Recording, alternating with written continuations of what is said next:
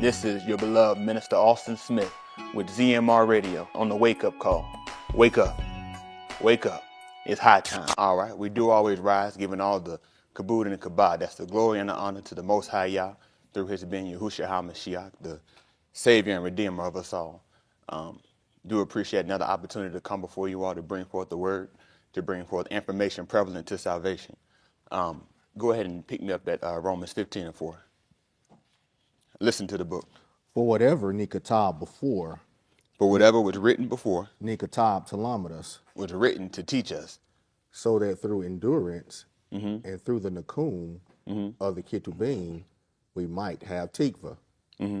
So that's something that we kind of read customarily. If it's your first time, what that really is come to establish a base for us, to kind of give us a reason for why we do what we do. Even with this broadcast, one of the original goals of what we originally intended to do was to kind of give people a more of an elementary principle of what it is that we believe in, kind of help to fill in some of the blanks that people might have that might come in and hear us after a course of time. If you go back and you look at the synagogue YouTube page, and that's something that I kind of refer a lot of people to when they call the 770 number. This number right here, that's 770-322-7093. That is a real number you can call. I will not answer. If I don't answer, I'll call you back.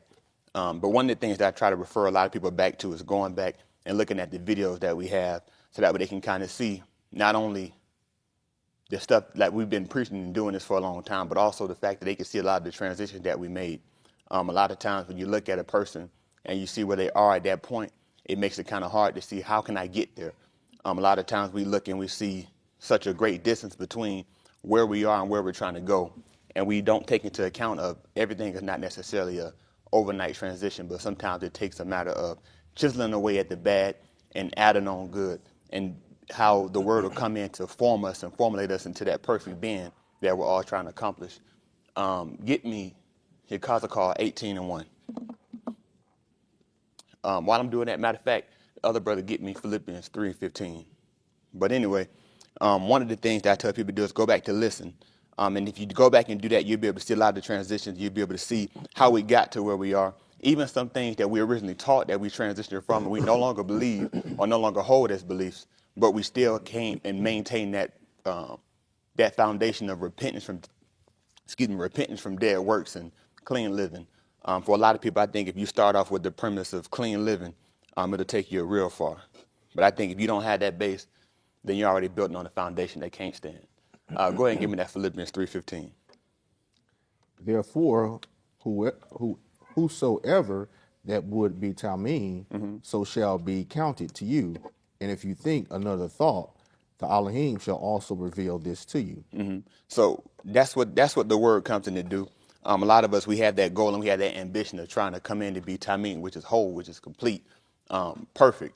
Even if you look up the word perfect, it's just without fault, something that nothing is missing. There's no depletion in it. Even back before, I think that might have been, at this point I'm preaching so much I can't even tell you when I said it, and nor when this video will go. But nonetheless, even when we talked about with Adam and Ka'ur, and I talked about how they had that deficit and how they had that deficiency in them, that's what a lot of us come in to be. We all have a deficiency within us, but the point of us getting the word is to get us to that point of being Tamim, which is being whole, which is being complete, which is being perfect. Come on, Key Chris. Only after that we may attain until now, we halak by the same rule from the Durat. So that's the whole point of us getting the word. That's how we can understand the rule that we need to walk by. If you don't have what'll happen is if you try to build a house, you got to have a plan and you got to have a foundation. If I lay a foundation without a plan, my foundation is going to be off. If I try to build without a foundation, my house is going to sink. So that's the whole point of why we come in to get the word, and that's the whole point of what the wake-up call is to do, is to be able to lay those foundational principles onto us so that we can build upon it. Go ahead and give me that. Your cause call 18:1. Yes, sir. Listen to the book. Then the Debar of Yahuwah came to me saying, what is it to you that you use this mashali concerning the arats of Yasharal, saying the abot eat the sour grapes, but the teeth of the beni are dull? Read that one more time for me. What is it to you that you use this mashali concerning the Arats of Yasharal, What is it to you that you use this mashali, this short adage? saying, the Abot eat the sour grapes, but the teeth of the Beni are dull. So he was asking them, what is it that you keep using this principle of saying, well, the fathers have eaten these sour grapes and the children's teeth are set on edge. That's what a lot of us have done. We come in and we keep going back, and we'll go back and look at what happened from the beginning. Adam and Ka'ur, they ate of the fruit, and that's how man became to take on sin, to be able to take on death. But the reality of it is it didn't stop there. We might blame them. And the thing is, people will go back and they'll say, well, they ate this, they ate that, they ate this, they ate that. They never told you what the fruit was that they ate. Some people will keep giving you pictures and they'll show you the apple. Right. But, I mean, what do you say right here? What kind of fruit did he say the fathers ate? The Abot eat the sour grapes. So he said the fathers ate a sour grape. I'm going to tell you what, that death had a sting to it. Put a little bit of bitterness to your teeth. Mm-hmm. But the teeth of the Beni are dull. Mm-hmm. But the teeth of the Benin are dull. So they ate and we took on death. But we can't keep using that. Come on. Right. As I declares my Adon Yahuwah. As I live, declares my Adon Yahuwah, my master. There is not to you any longer occasion to use this Mashali in Yasharal. So we can't keep using that excuse of, well, Adam and Ka'ur did it. What did he say? Behold, they are all the Nafash to me. As the Nafash of the Abba, also the Nafash of the Ben, they are to me the Nafash that Kata, Ishamut. The Nafash that Kata, Ishamut. Just like we go back and we look at Adam being the Ben of Elohim, because the fact that he had no father and mother, but he was formed by Yahuwah, by Yahuwah's word. That's the same thing that we come to be when we take on the word. The word is forming us. Yahuwah is forming us, and that's how we become to be the Benim of Elohim.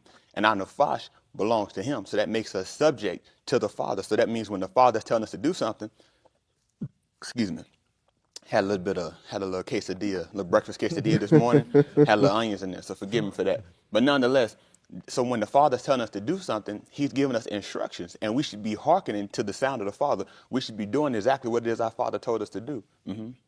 But if a ish is righteous and practices justice and righteousness and does not eat at the mountains, nor lift up his eyes to the idols of the house of Yasharal, nor defile his neighbor's Ashah, nor come near to a menstruating woman, and does not oppress a ish, but restores to the debtor his pledge, does not commit robbery, but gives his bread to the hungry and covers the naked with clothing, if he does not lend on interest nor take increase, if he keeps his hand from iniquity, and execute a might justice between ish and ish, if he walks in my statutes and he walks my judgments to deal truly, he is righteous, surely shall live, declares my Adon Yahuwah. So if that man, he judged righteously, he does righteous things, surely he should live.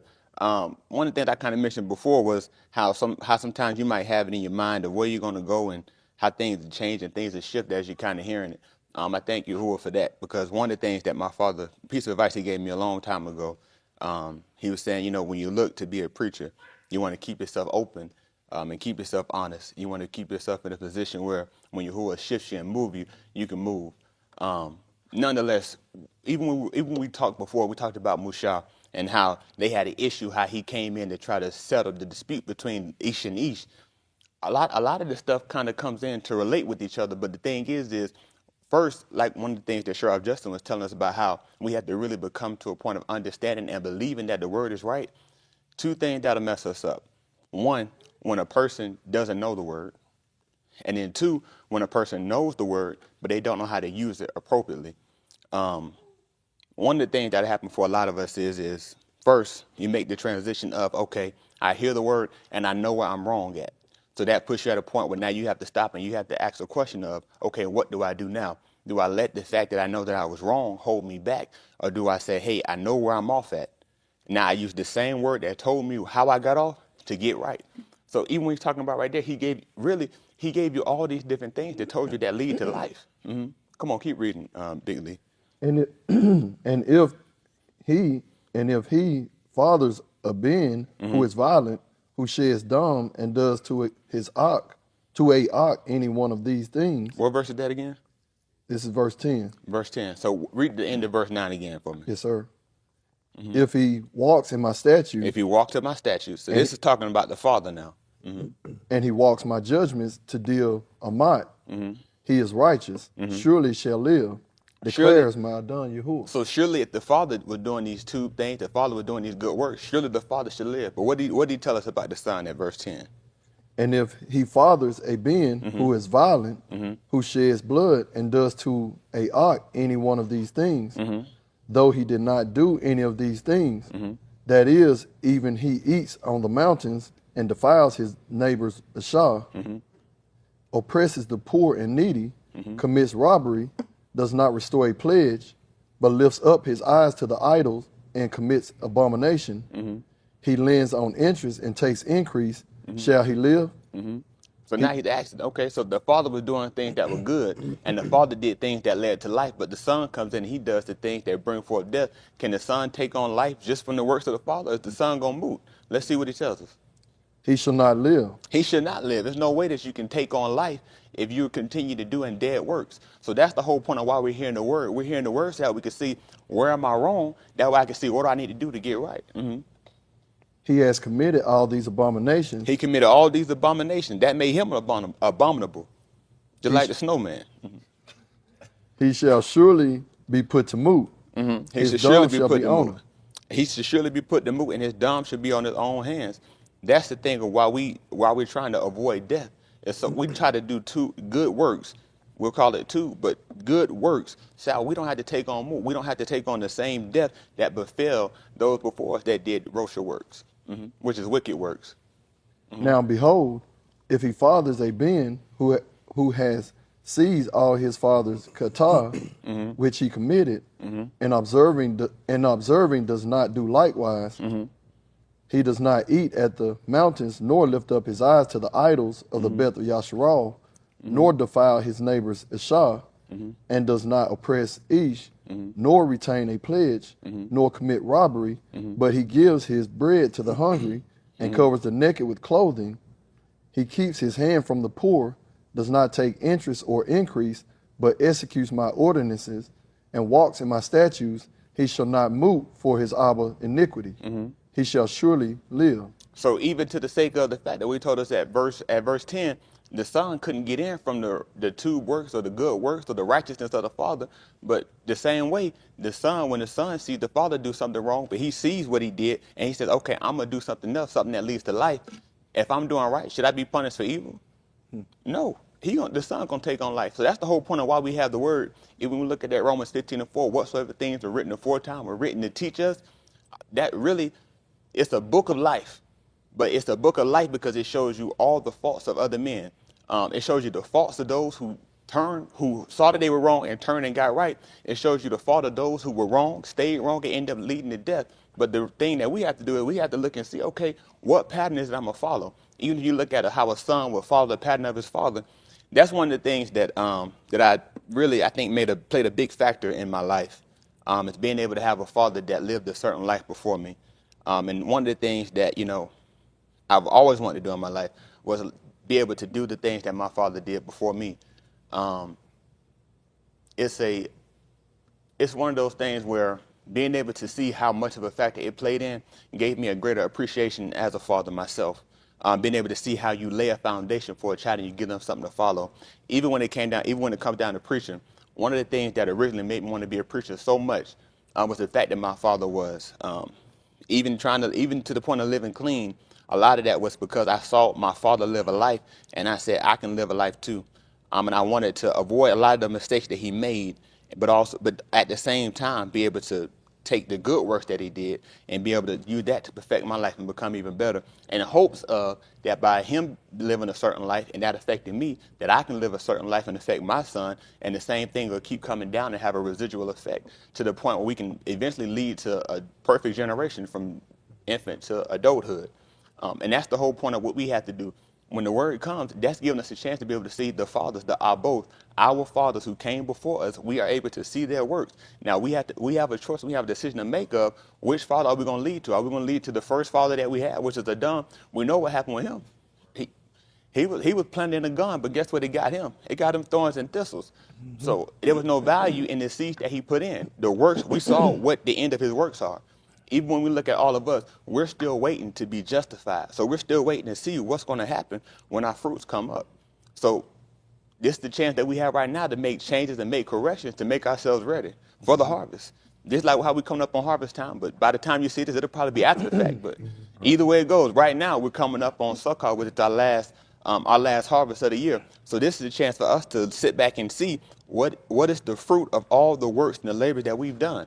That's the same thing that we have to do with our lives from day to day, not just waiting from a season of the year, but looking from day to day and look at it and saying, okay, the fruits that I have sown, what is it yielding? What is it yielding me at the end of the result? What is the end result of all the works that you're doing? Is it going to yield you thorns and thistles, or is it going to lead to everlasting life? At verse 9, it told you about the Father. It told you about the works that the Father did, and it led to life. That's the whole point of what it is that we're looking to reap. Are we looking to yield life? Because life was in the garden, wasn't it? Life was in the garden, but Adam, he was going to be working by the sweat of his brow. It was going to be yielding him thorns and thistles. Kaua, she told you about who they call Eve. It told you about what was going to be with her, how her husband was going to have to rule over her, how she was going to have to bring forth kids in sorrow, and how she's going to have all this suffering.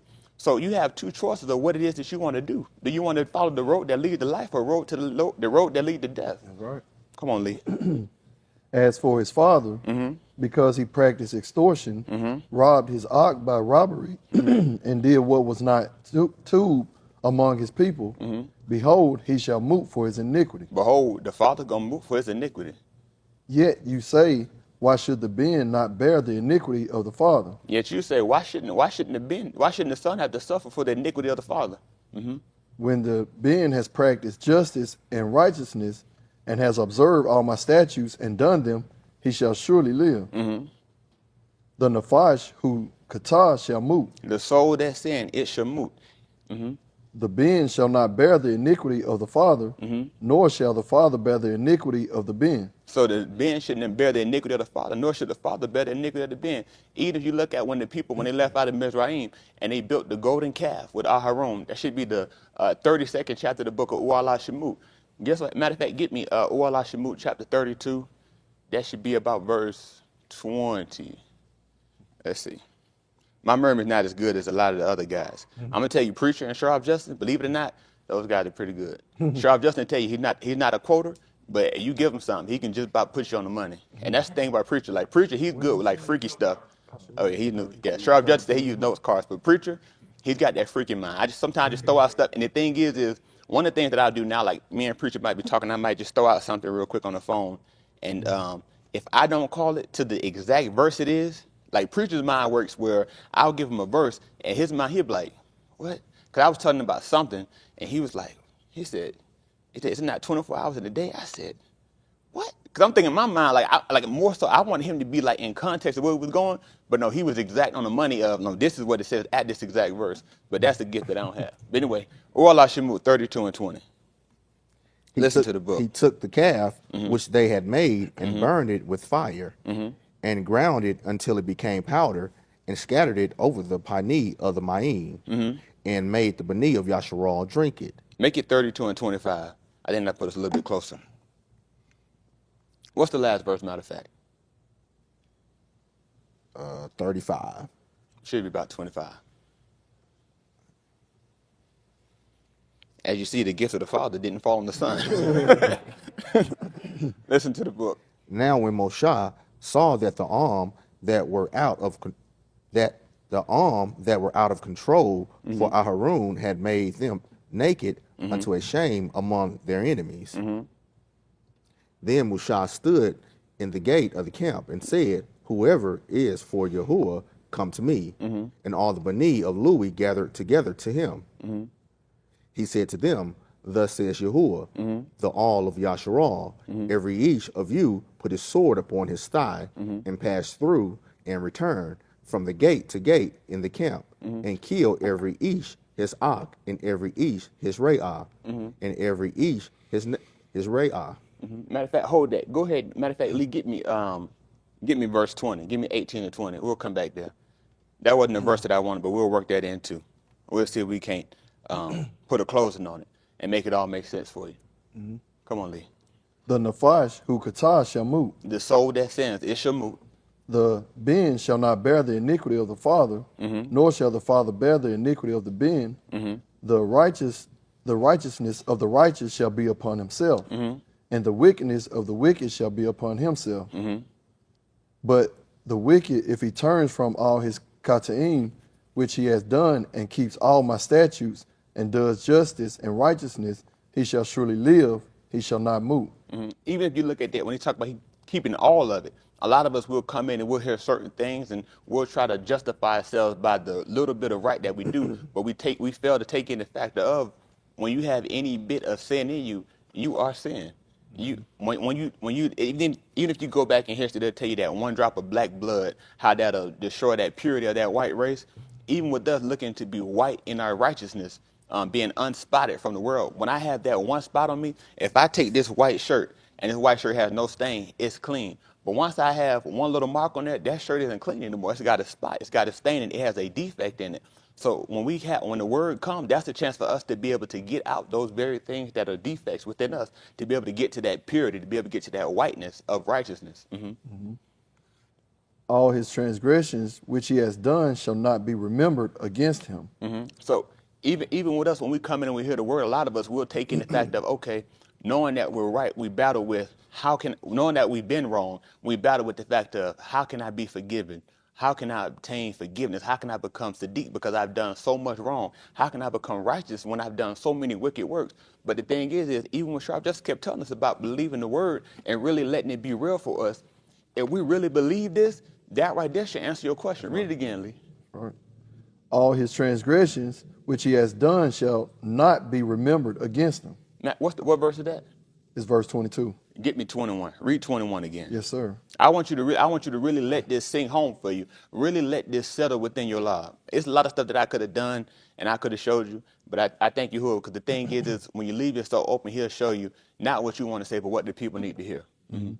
But the wicked, if he turns from all his kataim, But the wicked, if he turns from all this kataim, if the wicked man, he turns from all the wickedness that he's committed, just like every one of us, if we turn from the wickedness that we committed, which he has done, and keeps all my statutes, and keeps all his statutes. So if we turn from our wickedness and keep everything that Yahuwah told us, and does justice, and righteousness, he shall surely live. He said he's going to still hold the wickedness that he did before. He shall surely live. He's going to say, there's no way you can get right because you've done so much wrong. He shall surely live. He's going to tell him, when you've been in here, you had a chance and you heard it and you still made mistakes. What did you say, Lee? He shall surely live. He shall surely live. So why do we keep concerning ourselves and holding ourselves back by them? I like that just testify. I had to see where I was at. I almost took off. But anyway, that's a chance for us to take into consideration for the fact of, yes, I've done wrong, but what'll happen if I do right? What is the value of us all? See, now I really almost finna take off.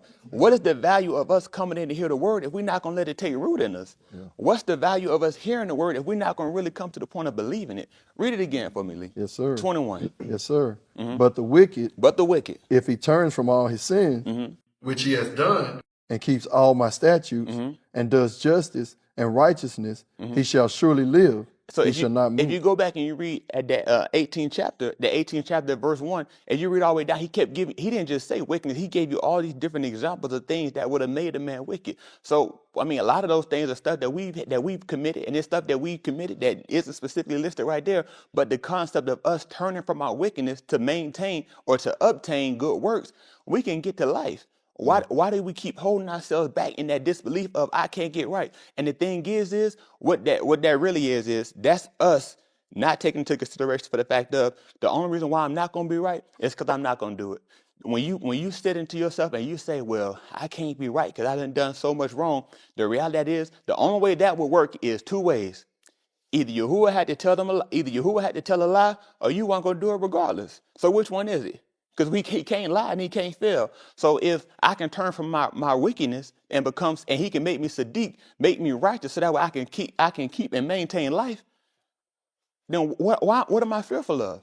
Right. What am I fearful of? What is holding me back from doing the good works? If he just told me what the fruit of the good works was, that I can obtain life from just turning from my wickedness. Yep. So that's all we had to do. Now, this is the opportunity that we got. But if you look at Cain and Abel, who they call Cain and Abel, he sought for repentance and it wasn't given to him. But look what we have. We have an opportunity to get forgiveness and remission of our sins. That's the whole point of when we read, when I preached the other Wednesday night. When I was talking about in the 2nd chapter of the book of Acts of the Shalakim, he said, repent and be immersed, every one of you, because they were pricked. They were convicted by the wrong that they had done. They had been told of the wickedness that they had committed, but they had realized there was an opportunity for them to come and take on life. That's right. Come on, Lee. So, At verse 21.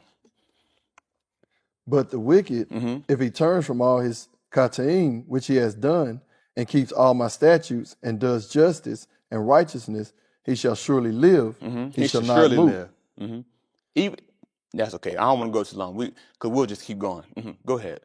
All his transgressions, which he has done, shall not be remembered against him. Every one of them is not going to be remembered against them.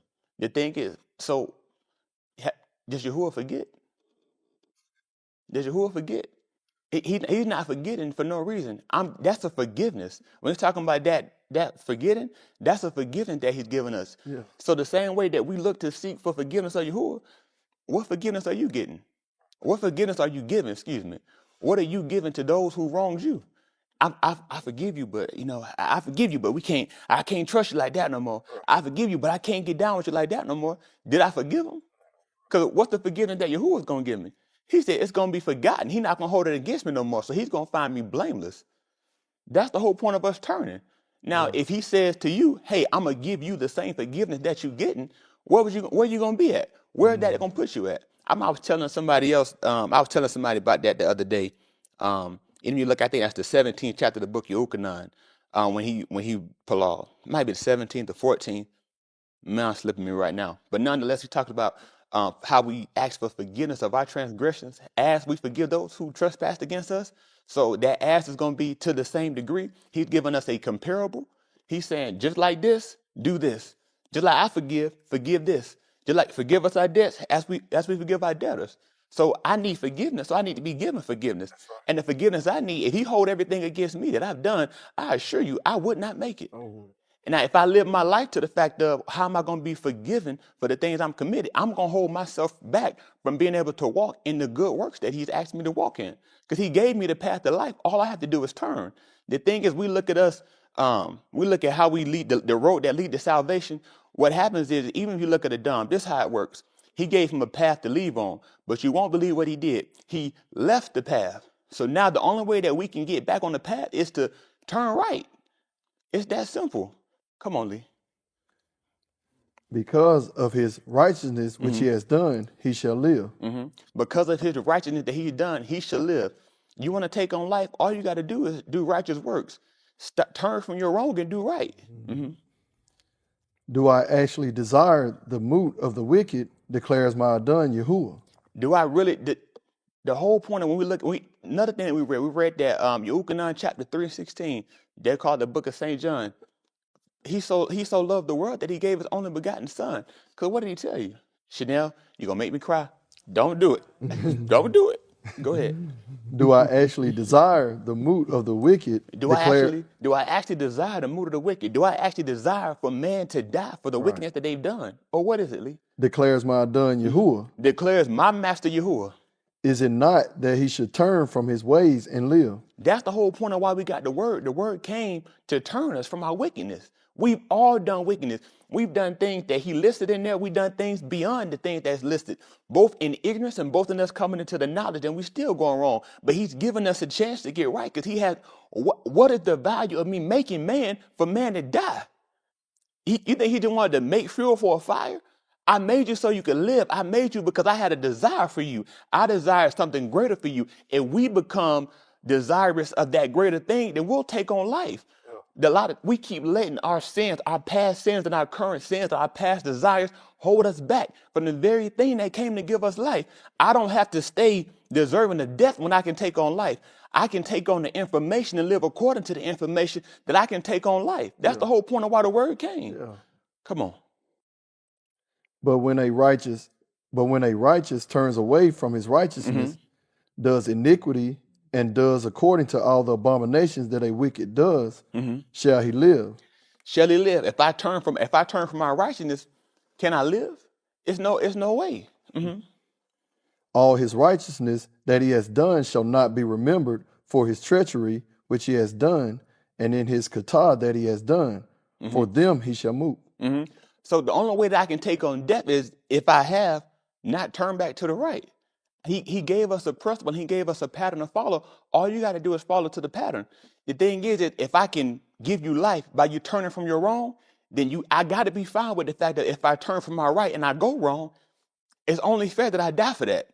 Now, it actually later on and say, is there unrighteousness with Elohim?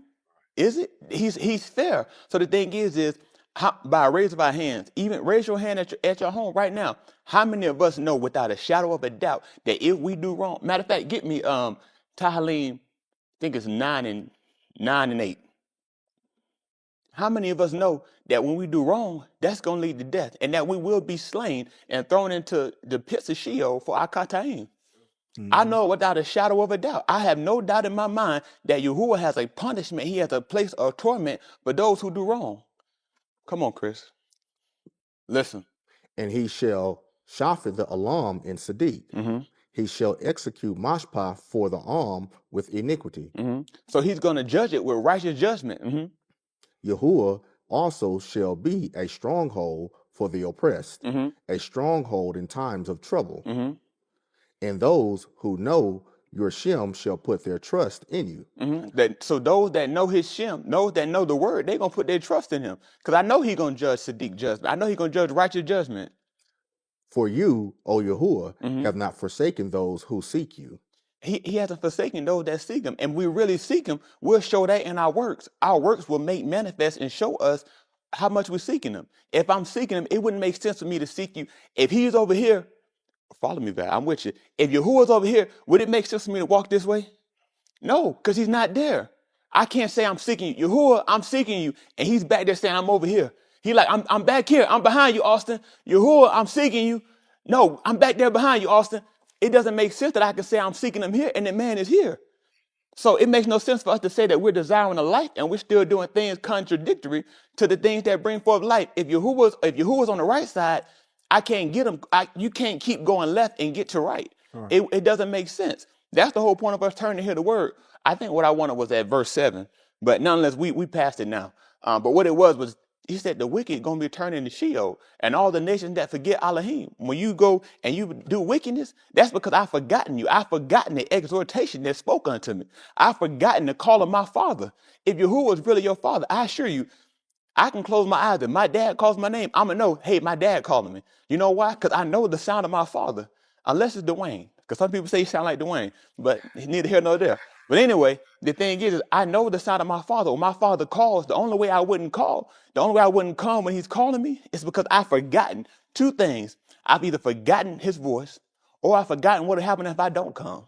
And that's what we have to take into the mindset of with Yahuwah. We have to know that when the Father is calling for us, if we don't come, what'll happen? Now, just like we look at the book of Bereshit, when Yahuwah came, when Adam heard Elohim coming in the midst of the garden, he heard the sound of the Father. And what did he do? He hid. So what happened? He didn't hearken to the sound of the Father. That's why it led to death. It led to him being cast out of the garden. And that's why we're still dying today. Because we didn't hearken to the sound of the Father. Now, when we turn and we start to hearken to the Father, when we turn and we stop doing the wicked ways and we do those things which bring forth life, we can take on life. Because the Father's calling to give us an inheritance. He's calling to give us something good. But the thing is we have to take into the consideration of why is he calling? That's us taking it. That's us stopping and being able to differentiate between the sound. Just like when I talked the other day about the sound of the trumpet, we have to learn about what is the sound of this trumpet telling me. We had different things that we learned about when we hear the teruah. Even when we talk about not blowing a long blast, because that's an alarm. So there's a difference between it. It's a difference between what I should do when I hear certain things. So when I hear the word telling me that I'm wrong, what is it telling me? Is he telling me that I can't be saved? Is he telling me that I can't never be right? Or is he telling me this is where you're wrong and this is what I need you to do so I can get you right? Mm-hmm. That's the whole point. That's the whole point of the word. That Romans 15:4, that's how we're going to get our endurance. That's the hope that we all should have. That should be the hope. That should be the cord that's keeping us from falling away. Why are you falling away if I have a cord that can get me back? That's the whole point of what the word came to do, to get us back to the Father, so that we can become like him. That's right. That was the whole point. Go ahead and keep going, Big Lee. Yet you say, Yet you say, the way of my done is not right. Yet you'll say the way of my done is not right. Hear now, O Beth of Yasharal, Hear now, O Beth of Yasharal, is my way not right? is my way not right? Is it not your ways that are not right? Is it not your ways that are not right? When a righteous turns away from his righteousness, does iniquity and dies in them, for his iniquity which he has done, he shall move. So when a righteous man turns from doing the things that are right and he dies in wrong, he gonna do what? For his iniquity which he has done, For he the shall iniquity move. that he's committed, he should move. He should die. He's not gonna die for what Adam did, for what Adam and Kawah did in the garden of in Barashil. They'll call it the book of Genesis. He's not gonna die for that, but he's gonna die because he had right and he turned from his right to do that which was wrong. Right. And instead of getting right, he died in wrong. So that's the whole point of why we're all still alive. This is an opportunity for us to turn because he still gave us breath, which means, just like I said in the song, if you still got breath, well, you got a chance. Yeah. That's the reality of the matter. If you got breath in your body, that's an opportunity and chance for you to turn before it's too late. Because once that breath is gone from your body, you can't. There's nothing else you can do. Right. Your time, your clock is over with. Everything that we're gonna do is like a sports game. Everything that you're gonna do is gonna have to be while that time is still going. And the sad part about it is we're so stuck in the game that we don't even take in the matter of consideration of time is winding down on you. Time is winding down on the whole along the whole world as well as your natural life. Your mortal body, you don't know if you're gonna make it to see the end of this day. Your end of days might come a whole lot sooner than the alarm. If the world goes on another 1,000 years and you die tomorrow, what good is it for you? You don't have to the end of the world. I got to the end of my heart beating. So when I'm hearing a word, that word should prick me and cause me to make a change. Because what will happen if I turn? And when a wicked turns away from his wickedness, when a wicked man turns away from his wickedness, which he has done, and does justice and righteousness, he shall keep his nafash. He shall keep his nafash. My natural body might have to take a slumber, but my soul can live forevermore. And that's something that we all have to take hope in and take confidence in. Comfort yourself one another with these words. Yeah. If I turn from my wickedness, I can take on life. Do you want life? Yes, sir. All you got to do is turn. How do you hold? Let the word be a baraka to you and let it be an encouragement to you. And have it in your mind a readiness to turn from your wicked ways. Every time you hear the word, when the word comes in and it tells you what it is you need to change, if you desire in a life, you'll make that change. While you still got breath in your body, while you still got time on your clock, get it right. Ahabi. Praise Yahuwah. You listening to Dr. Evie.